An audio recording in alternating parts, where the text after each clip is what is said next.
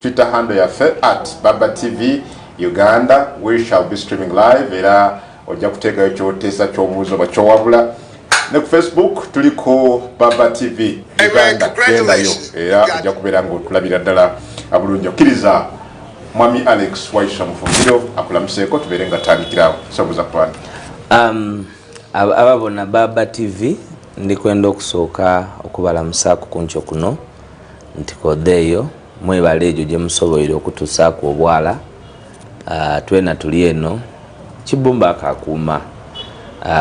Nenda okwebaza abantu b'ebusoga mwena abali kuvaayo ku nsonga edigema ku inaife busoga kubanga ife abasoga bano abafere bwe bawamba ensi eno busoga ye basinga okukonzibya mu byenfuna nkani abasoga mwena mwidi nti busoga yali the heart of civilization in Uganda because we were the first benefactors of industrialism. Amakolero okuba nti agasinga gaali gava waife era ife bwe twakolanga ebibuzo bye SST bambuzanga what is the industrial town of Uganda.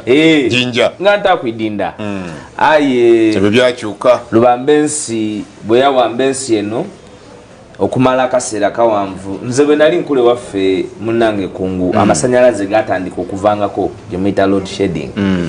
Nali maze ebbanga okuva mu myaka egyo egy'obuto nga bakawamba kuba nze nzaliwa 86 nga nze simanyi nti amasanyalaze gavaako. Nze nali simanyi nti amasanyalaze agabeerako mane mpaka kuba nze nzalibwa Jjinja mu kibuga wakati ku source of the Nile awava amasanyalaze. Naye General Museveni bw'amala okuwamba patani z'amasanyalaze okuvaako ndowooza from 86 paka mu 90 zisandika okunyinyiitira kubanga feri bwe twakula nga tuweze emyaka nga 6 that's about 92 nga batugamba nti amasanyalaze gafuddeko ekiro nti Museveni ali mu kubba byuma. Bwe babagamba nti Museveni yabba ebyuma by'amakolero kati yabba nga baali tebamanyi. Ate nkubuulira ate kumpi bye byate gye gali amakolero byuma byonna babibba. Kiringitoni mye BAT mie Tip Top mie Moolbox mie. So these guys were messers. Gwe kibuuzo kya Jjinja kyasobola okiddamu what is the industry kikyali ku syllabus kikyali ku syllabus. So bwe ndogera eri obusoga mba nfuna omukisa era n'abakoba nti it is time for us as basoga to understand that the politics of changing Uganda, you must be on the table. You must not just be invited on the table. Okay. Oyina okuba gwe mwennyini nga kumeza kwoli era ife we shall get back to that. Kumeza tuliko. Nakusaba kulamusa ku bantu Waiswa. Abasoga ndo abo balamusa. So bwe mbanga ndikogera ku nsonga daibwe omwananga. Ate no telefaina lwakuba nti tuli magnanimous nga abasoga. Ayi twandibye tukoba lusoga lunga. Because it's the sweetest language. Okay, Waiswa tutandikira muri mutye mu NUP generally.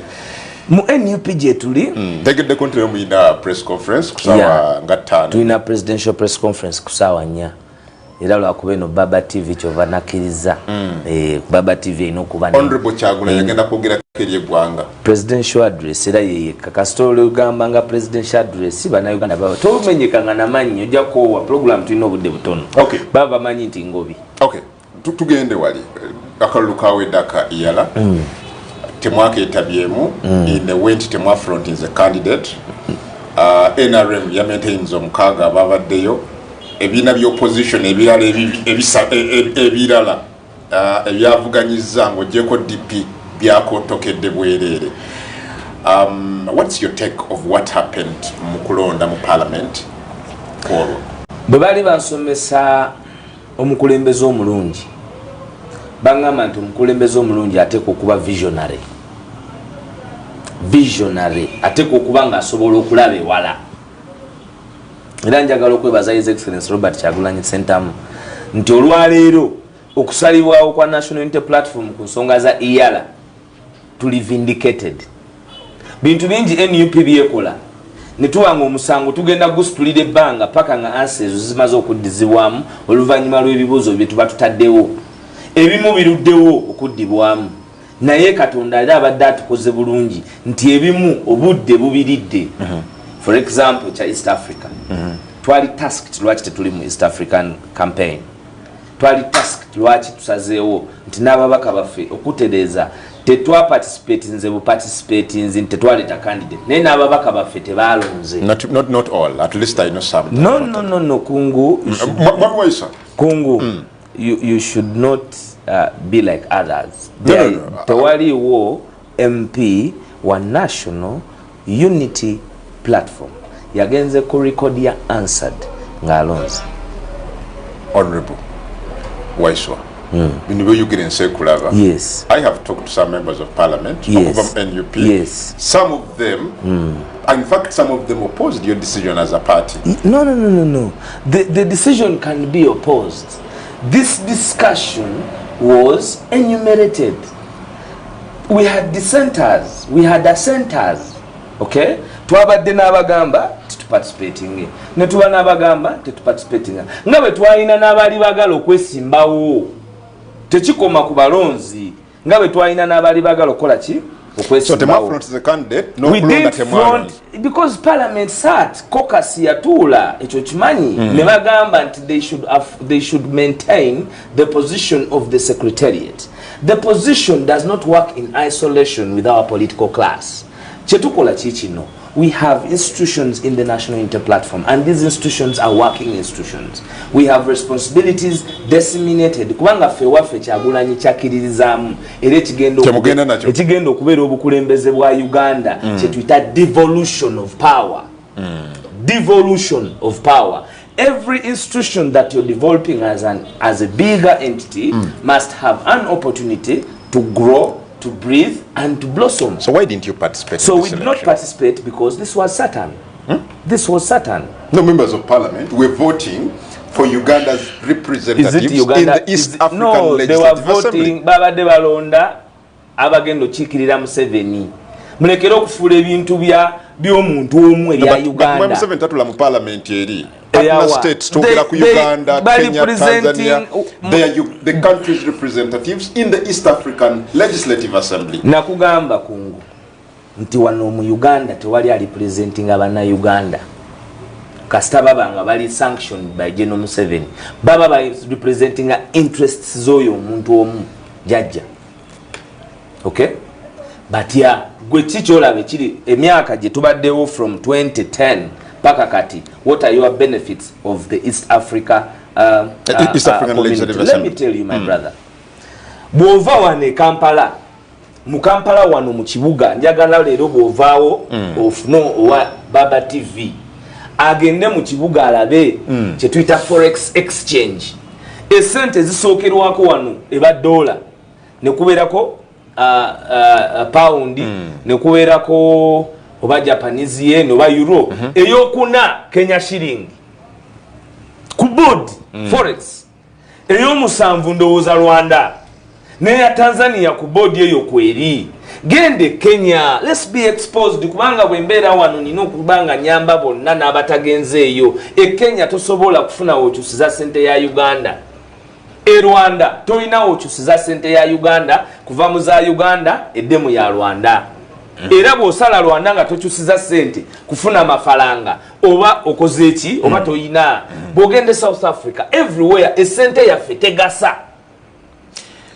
Mu East Africa esente yaffe tekola ki naye tuli mu kagugu ki East African Community gwa East Africa. Kyokka bw'osala okuva Kenya n'ojja wano okyusa sente ze Kenya nozifuna mu za Uganda oba nozifuna mu sente endala. Ekyo kikulaga ki nti nekirina okugatta bana Uganda omusuubuzi wa wano okufunamu ekitono tasobola kukifunamu kubanga sente zo njeba.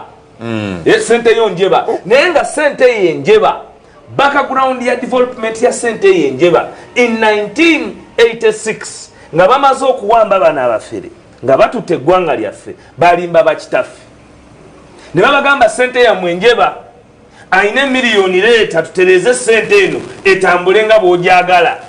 In 1996 the dollar was 500. In 96 the dollar was 500. In 2022 the dollar is 3,800.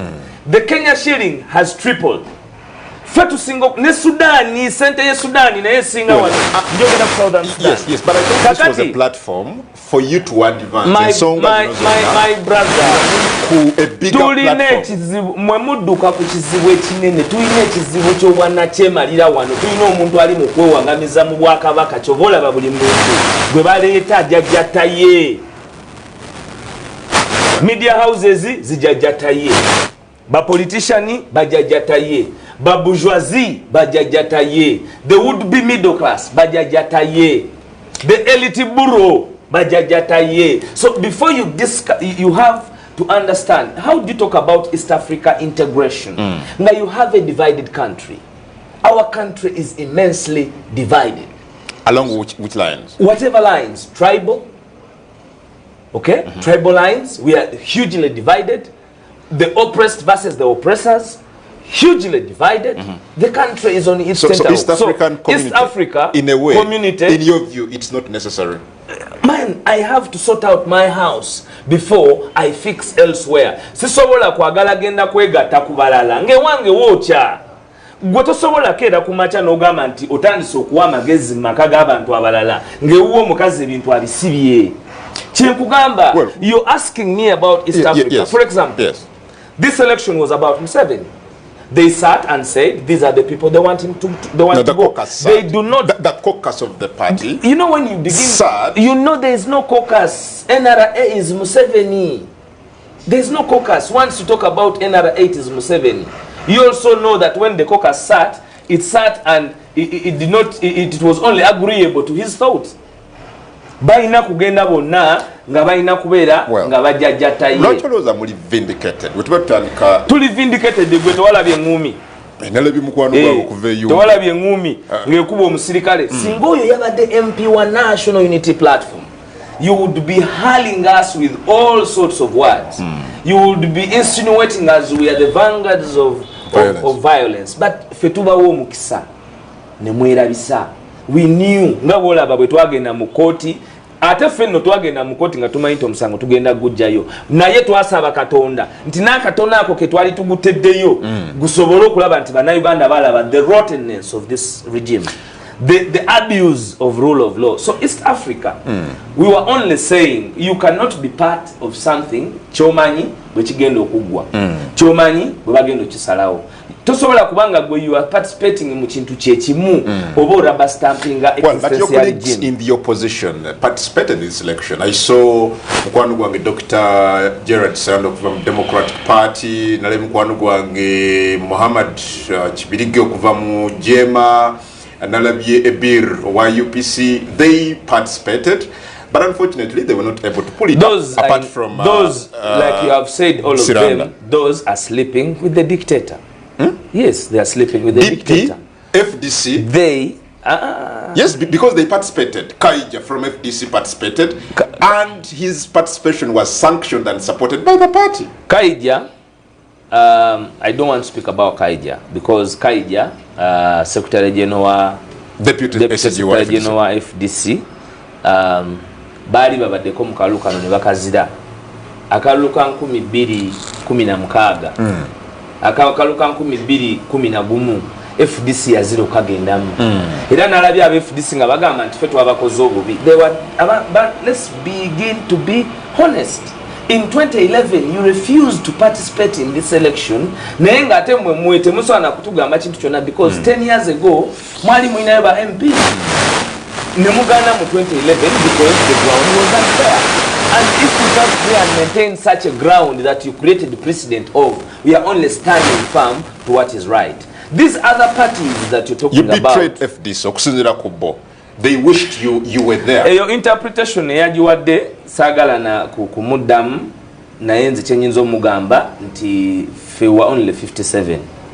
Even if we got the 57 and added to Kaija, this is sagala tulimbe bantu. This is a playbook of Genome 7. Temwetaba ku kintu bagamba anazina takola ki takumba wano tewabaddewo kuzina kwonna wabaddewo kukumba.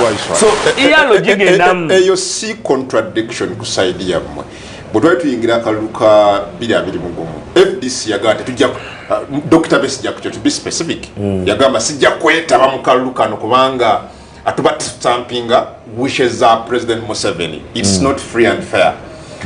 Mwenga NUP through Honorable Robert Kyagulanyi Ssentamu ne mugamba we need to participate in the election, and indeed you did. FDC kulu bagante tujja nti mmwe abakoze bubi inewe tulowooza nti bayina ensonga. Omanyi mmwe mwagala nnyo okutukubaganyisa ne baganda baffe. Gwe tomanyi nti FDC mwaka akalu yalimu.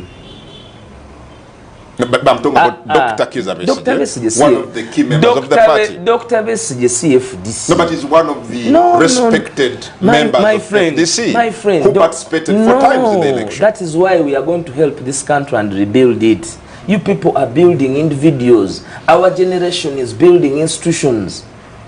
Tuli mukuzimba institutions, zime building our individuals. It was a position of the FDC to have a candidate in the last election, and they had that candidate. Who they had, that was not our business. Okay? And I can tell you, even Dr. Besigye participated in the election. He voted, number 1.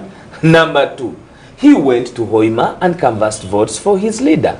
Okay. So, it is not true even that they suggested that we boycott the elections. Nobody, I want to put this on record, nobody has ever suggested to the National Unity Platform, alive or dead, in Uganda or abroad, that we should abscond, that we should not participate in election. That meeting has never happened anywhere in the world, as far as I know. Do you feel betrayed with other opposition political parties that participated in the ELA elections? We are living in Uganda. We are living in Uganda, Congo. Nze nsubira ebintu bingi nnyo ebigenda okwolebwa okusinga gwe nekubye wakalaba. No, if this was there, you were not there. Jema was there. What do you make of? How do you feel about that? We agreed about this, and we allowed them to participate. We had a meeting of the opposition of parliament, led by the Honorable Mathias Mpuga. We called all in terms of consensus and appreciation of the law.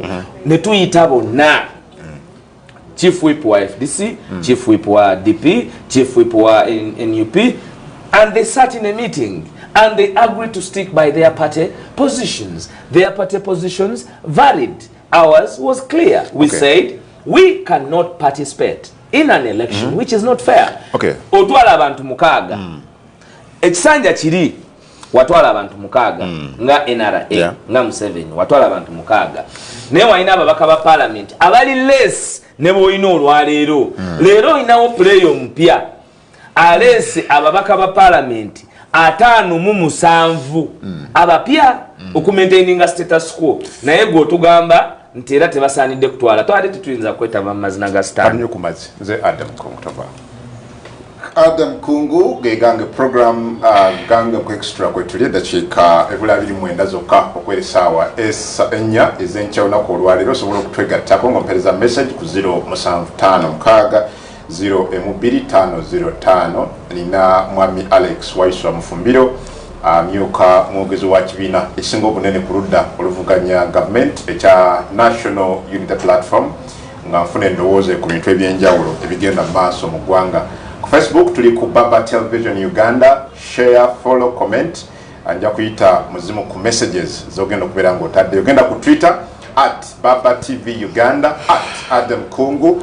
Ero jja kubanga otulaba tugoberere ategeeza ne muno gye tuli. Paul Mwami Waiswa nga tuva ku nsonga eyo. I've had some Ugandans abagamba nti naye bwe muba nga mugenda ku boycottinga literally buli kimu mwe kyemulowooza nti kirimu omukono gwa president oba kikolera it works in the favor of the president. Yes, as long as you think that it serves the interests of the president, therefore you will not participate. Munajja wa platform okugusa ensonga ze mwagala okubeera nga mugusa. Ffe tetunoonya platform kati siri wano. We are doing what is right. Kyova olaba bakyatutta. But look at this. Okay. Mwagaana okwetaba mu iPod. Neera ne tugijja nawo. Nemuganda najjanga wano soko olindeko najjanga wano ng'ebibuuzo byosooka okumbuuza nti tuli mu iPod. Kyokugambye nti ffe tetuli ba small time thinkers ne tukugamba tetuli mu iPod. Abali mu iPod bwe balemerako okutusiga ekifaananyi tuli mu iPod kati balwana nayo kuba twagijjeewo. Mwagijjeewo. They packed their bags. And they packed them because we asked them. And you're happy about that? Extremely happy. That the platform you have extremely as excited political parties to sit to dialogue and dialogue about the management of your politics and the country. Tosobola dialoguing understand. Oli mulokole. Fe tuli balokole ba myoyo. Tetuyinza kuba na ba stand. Teri mulokole a dialoguing understand. Teri yo mulokole a dialoguing understand. Era n'olukiiko nze nakugamba n'ensangulu omuntu yenna teri yo lukiiko neweruba lukubirizibwa stand luyinza kutukonvinsinga ku dialoguinga nani na Lubambensi. For what? You stole from us. Mwe ekitutawaanya nti mmwe obubbi mubwawula. Mwawula omubbi si papa n'omubbi wa kalulu bebamu. Omu atwala ssente amenya nyumba, omu atta abantu n'atwala obululu. Bona ba conmen, bona babbi, all of them are thugs. One is a thug of elections. In fact, a thug of elections, we can kubulire. A thug of elections steals the soul of the country. Mubi nyonyo. Omubi wa kalulu abba omwoyo gwensi. Era njagala gwovumirire nyonyo obubi bwa kalulu nga media practitioner kubanga obo biraba. So omuntu yenaffe. Well, you seem to be going to remain in isolation. We are isolated already. You are avoiding every avenue. Kungu, we are isolated. You're already isolated. Yes. Ekitawanya abantu mu nsi muno kwe kulaba abantu bali isolated. Tuyina ensi tulimu abantu babiri. Tuyina the cabal. Akakundi kali akabanyunyusa akafuga. Mpozi n'abakajjajjata be basulirayo obwokulya. Obutonotono sina kyagulo waka ne bamuwa n'alyayo wiki bbiri. Then n'aba ne kyakola ekirala. Kubanga baba banoonya omuntu ayinza okuba mu kifaananyi ekibuzaabuza. Abazungu bwe bajja wano bakozesa kakungulu. Okitegedde. Kati ne John Museveni, he's a master of what we call kino tukiyita tutya ali religiously upped his game of using whoever looks like us. You have heard people from here abava wano nga Musiraamu nga Muganda abalala nga mulowooza nti yasoma n'okusoma. Okitegedde nga Nsereko because it's being used kubanga Muganda yasoma Honorable Nsereko muleke taliyo wano kwe defendinga buli bwojjanga ekyo nakyo kantijjewo olwaleero buli bwobeera nga omukulembeze kikakataku Bannayuganda baba bakulonda singa Nsereko yali ayagala kusigala nga muyivu nga tayogerwako teyandyesimbyewo amunenya kukola kimwami Nsereko akozesebwa. If you look at the Computer Misuse Act mwe temugyogerako because you think you will not be arrested, but even here you're breaking that very law he has brought. No, but we discussed that the whole of the other week and months back. And did you discuss that he was being used because he's a Muganda and a Muslim? Of course you know that's not true. Did you discover? It's true. They did it with Chitata Abdallah. They did it with He's Chitata. A member of parliament. I need Dembele or Quincheting. Talina Dembele. He is a member of parliament representing the people who acted within the laws. People. They did not act even within the laws. They acted arbitrary to the laws. Headed by the most incompetent, headed by the most headed by the most incompetent, inept, woman this country has seen. Let's go a little slow. So katono nnyo nga tunabakuddayo. Honorable Nsereko munenya kuleeta tteeka lyalowooza nti ligenda ku regulating enkozesa ya okuleeta etteeka erirowooza nti agenda tugaginga omugambako that is stupid. Because if you're a leader, you must appreciate. We need to mind the language, Waiswa. We are on a it's national an English TV. word. Don't you know it's in English? But son abuse. Okay, he's insufferable. He's insufferable. To choose General Museveni's words. English is English. And I did not abuse him. I said we have... Don't listen. I said we must have. I'm choosing Council Semakade's words. We must. Abantu balina okuba n'eddembe kungu kati kankyogere bwente. Abantu balina okuba n'eddembe ogamba Waiswa oli musiru. Kubanga kati mwe muyingira mu kiri ekyobutabeera ku mazima. Abantu bali kati nze ndi mwogezi w'abantu. So bwe mbangamba misrepresenting nze abo abantu abo be mandi presenting nze nga munnabyabufuzi balina eddembe ogamba nti Waiswa oli musiru. Waiswa kino tolina kikola kubanga ndi presentinga bo kakati mu obuzibu bwe muyina bwe mwambala ettaayi ne mwogera nti mwasoma nti you went to school, you begin to misrepresent the facts. Eyasoma nga toyagala kuvuma nti oli musiru sigala mu kye wasoma. Okay. Bw'oboze mu by'abantu bagenda kugamba byonna bye baagala okugamba. After all, nze Adam Kongo mwami Waiswa Mufumbiro amyuka muguzi wa kibiina ekisinga obunene ku ludda oluvuganya gavumenti ekya National Unity Platform.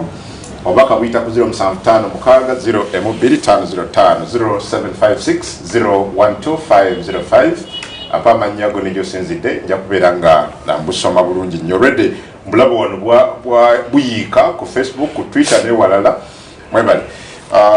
Well, waliwo wanaga nti ask Waiswa, if iPod is too bad and not good, why don't they refuse to take the money that they got from it, the more than 3 billion Uganda shillings? Tolaba nawo osomye ekibuzo ky'omuntu gwandibadde osomesa ne tugenda kuwe ekibuzo ekirala. But answer him.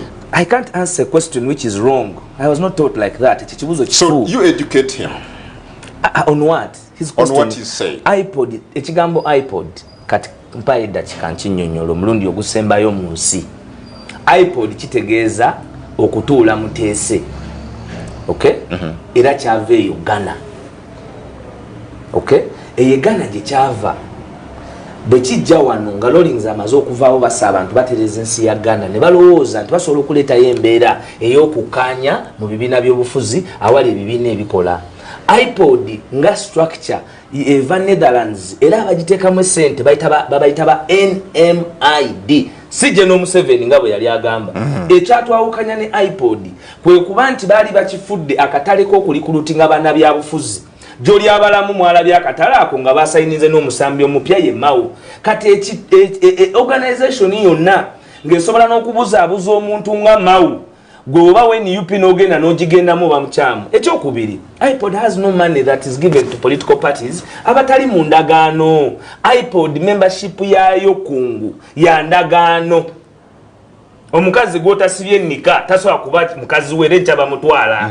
Totalaka mukazi gwe batasibye ni gwotasibye nika. Kati mutugamba tutaleke iPod je tutasiba nika. Sina ndagaano na iPod. Simanyi iPod. Kyenkugamba sina nika na iPod chovolaba nkera kumacha nenkugamba ondoka. Tunazimia iPod kwanga tetulimu. Era ensonga yatute iPod.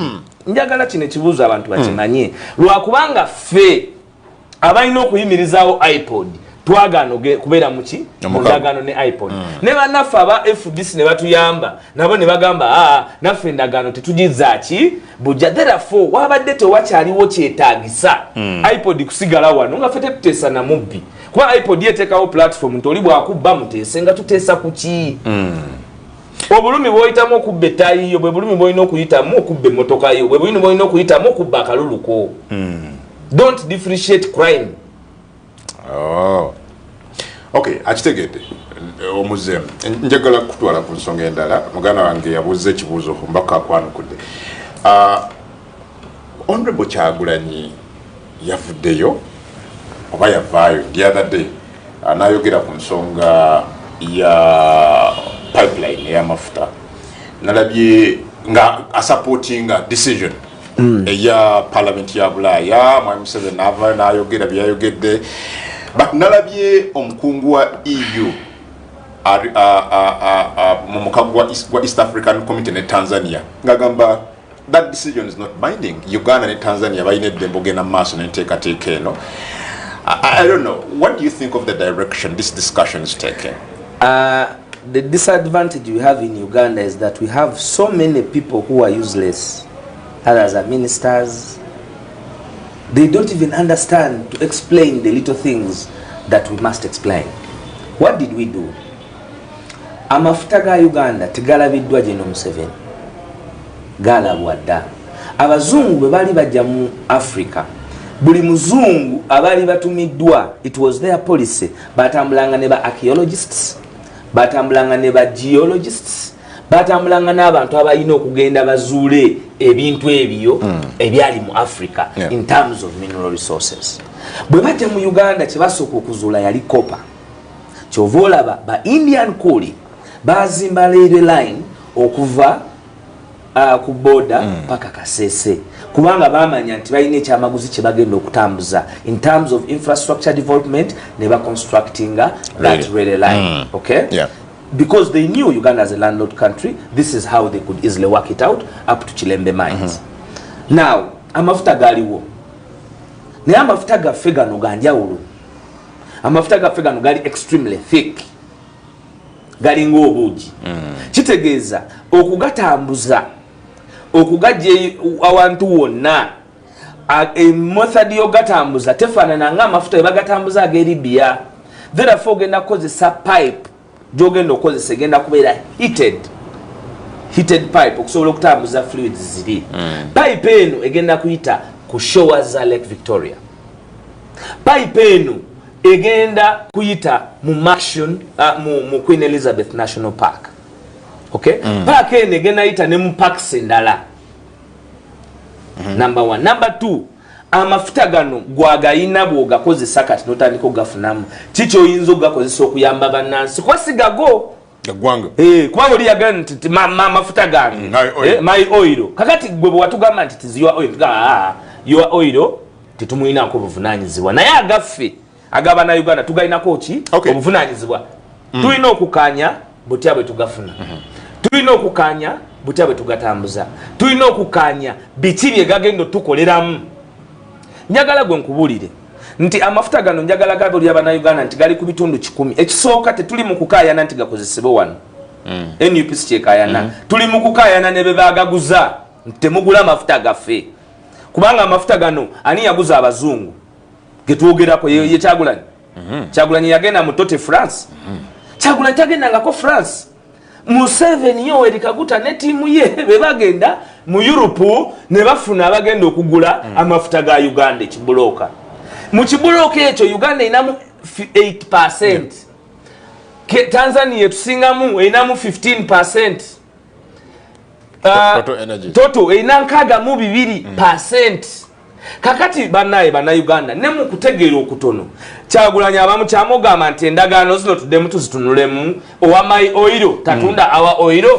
Well, but ekyokubiri yes, ekyokubiri nkugambi nti bana abantu abatukulembera olwalero abawamba tebalina mandate y'abannansi na kubakolera bintu ebyo batya ebibaddewo bye tuyina bibadde managed bitya nkunyumiriza gold nebirala nkunyumiriza Jinja Katonda abadde ngeyanziseeko Jinja eyavaawo bano basobola okuzaawo ekintu ekirala kyonna nga amakolero baagalya nga ice cream. UCB bagitunda dolage naye nga ne tayiro tegula dolemu naye bw'onoonyereza eyagigula bw'ataba muhozi kayine rugaba basale. Bw'ogenda bw'ova awo ku UCB genda ku Kingdom awali Shimon Demonstration School olwalero waliwo kizimbe kya kunguliriza amanya g'abantu ndiku bakumanya yes amanya g'abantu because they are not here to defend themselves. When you call me yes listen but also I wanted to know from you yes I wanted to know from you Uganda ngigwanga terina dembe kukozesa resources zaalyo anti kakati mu buzibu bwe muyina bwe mubeera ne bali ab'NRM mulemerera okulaba ebintu. We are talking about $120 billion kungu ba mu klasi. No, but you see, kungu but this is a country. Don't make arguments. This is a sovereign state. Now listen, and I'm asking from you. Listen to me. Uganda as a country, isn't it within its right to decide about its energy and development policies? Uganda has to decide its energy and development policy, but Uganda does not live in isolation with the global statute, my brother. We have ratified statute that are in the world, okay? That is why Europe can ask us not to do something, because we are members of different statutes. We are members of the environmental statute, we are members of the climate statute, we are signatories to the Rome statute. The Rome statute is not African statute. Ensi living in isolation nti gwe byoyagala okola byokola ki byokola kyova olaba nti bajeno batawana abantu ne tubawaba ne baba sanctioning e Bulaaya nga tebakyagendayo. The world is not in isolation. Nekye njagadde okugamba ekiri important era nsaba mpo obudde kino ekintu kiwulirizibwe. Bwe twali nga tuli wano mu ggwanga nze ngambye nasomera ku ssomero nga liri ku acres kumpi 10 Victoria. Twalina ebisaawe 2 ebyomupiira, waliwo ekisaawe kya netball, waliwo ekisaawe kya basketball, ne mu secondary bwe kyali. Olwaleero bano be mwagala okuwa amafuta can they build that infrastructure? Bo bazimbi obusomero buli kwa 5 ku 10 kubanga bo tebamanyi value ya education. So tuba batufogamba these are mismanagers. Nekyokubiri endagaano n'ebiriwo olwaleero tebabifunyemu. You have not been to Bunyoro to investigate this. I was in Bunyoro in 2019. They do not have a forex bureau in Bunyoro, but they are talking about fuel. $120 billion. Botogenda kitegeera. Bw'obanga omuntu wa wansi mu local content tafunyemu nga mwe mufunyemu ettaka. Genda kutaka. Ettaka lyonna balibba. Waliwo omukyala yafulumira mu Daily Monitor. Babaganye okuzika ewaabwe emirambo egisuka egi. Kubanga waliwo omugagga yatwalawo ki ettaka amafuta bagamba gagenda okuyita. So ekintu kya oil pipeline ekyajjajja obutasima mafuta ekisooka tegavunda. We are only saying we need to do it right. Who is saying that truth? And secondly, look at this. Who is saying the truth? Kubanga nalaba local companies who are these other foreign companies, Total Energies n'abalala nga bakkiriziganya ne position ya government nti abantu bonna bali compensated n'ebirala. But European Parliament debunking these claims by the government and other local companies. Who should we trust? Baba banonya government yokulimba mu nsi yonna eya General Museveni yesooka obulimba then neryoka eyigiriza government endala zonna okulimba. Kidde mungo tudora comment. Bw'oba ononya abantu abasinga okulimba nga bali mu government eya General Museveni yesooka okuba nga yeyina omudaali gw'okulimba mu nsi yonna neryoka ewa okulimba kuliwa kwennyini kwoyogeddeko ombuuziza ani alimba kati nenkubulira the bigger picture kubanga ffe Busoga batugamba okola oluguudo lw'Ebudondo okuva mu 2001 mpaka kati Katani mulimba. Well, but labye Western countries ngazikola report ezenjawulo eziri contrary to what the local government is saying. Njagala abantu bategeere amafuta gano twogera ku $120 billion.